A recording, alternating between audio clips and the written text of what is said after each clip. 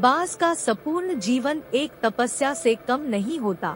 जन्म लेते ही उसकी जान ले लेने वाली ट्रेनिगण, आधे जीवन बाद कायाकल्प का असंभव निर्णय इत्यादि। तो चलिए जानते हैं इस कहानी के बारे में। बाज पक्षी, जिसे हम ईगल या शाहीन भी कहते हैं, जिस उम्र में बाकी परिंदों के बच्चे चिचियाना सीखते हैं, उस उम्र में एक मादा बाज अपने चूजे को पंजे में दबोचकर सबसे ऊंचा उड़ जाती है। पक्षियों की दुनिया में ऐसी टफ एंड टाइट ट्रेनिंग किसी और की नहीं होती।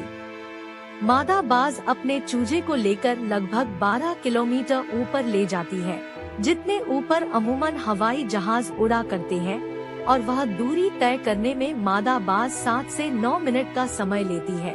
यहाँ से शुरू होती है उस नन्हे चूजे की कठिन परीक्षा। उसे अब यहाँ बताया जाएगा कि तू किस लिए पैदा हुआ है, तेरी दुनिया क्या है, तेरी ऊंचाई क्या है, तेरा धर्म बहुत ऊंचा है। और फिर मादा बाज उसे अपने पंजों से छोड़ देती है। धरती की ओर ऊपर से नीचे आते वक्त लगभग 2 किलोमीटर उस चूजे को आभास ही नहीं होता कि उसके साथ क्या हो रहा है। 7 km के अंतराल के आने के बाद उस चूजे के पंख, जो कंजाइन से जकड़े होते हैं, वह खुलने लगते हैं। लगभग 9 km आने के बाद उनके पंख पूरे खुल जाते हैं। यह जीवन का पहला दौर होता है जब बाज का बच्चा पंख फड़फड़ाता है।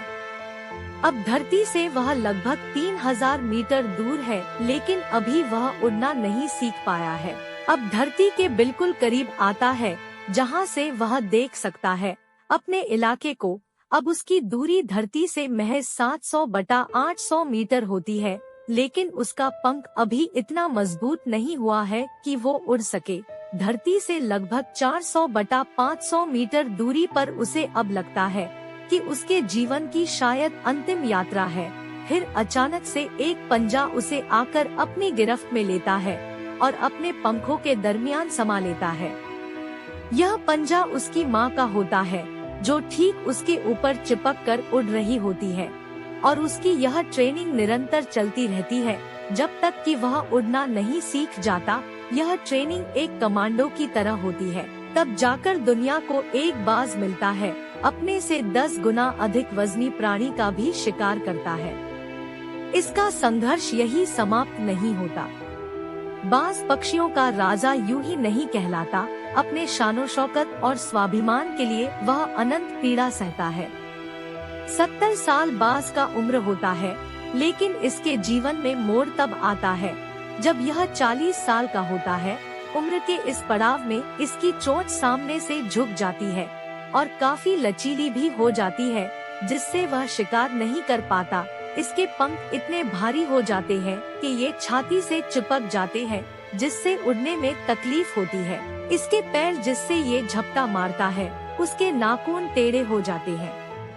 अब इसके पास चुनाव होता है कि ये 40 साल के बाद मर जाए, क्योंकि उड़ सकता नहीं, शिकार कर नहीं सकता, पंख भारी हो गए, उड़ना दिक्कत, शिकार पकड़ नहीं सकता क्योंकि पैर के नाखून खराब हो गए, और पकड़ मिले चोट से उसको वह भी खराब।